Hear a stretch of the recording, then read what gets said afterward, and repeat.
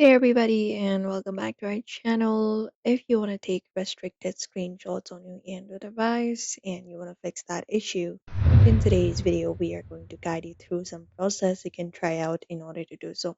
So let's just get started.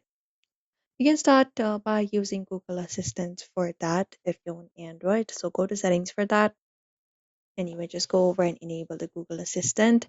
Go to the search at the top, and you can search for Google Assistant and find it up. After you find up Google Assistant, you can just go over and turn on that option, go ahead and enable it. And after that is enabled, if you do not have the application yet, you can even download it. Go to Play Store for that.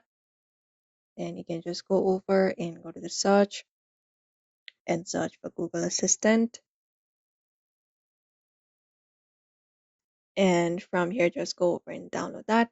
You can even access Google Gemini if you prefer. After you do so, what you need to do is you need to basically go ahead and say, "Hey Google," or hold the home button and just say, "Take a screenshot," and see if that method works. This method does not work in all the restricted apps, but you can just go over and try it out. Apart from that, what we can do is we can use the built-in screen recorder or third-party application to record the content of the restricted application. So if you have a built-in screen recorder, you can use those, or you can go to Play Store and go to the search. After that, go over and search for a Jade screen recorder. And once you find it up, you can just go over and install the screen recorder right here.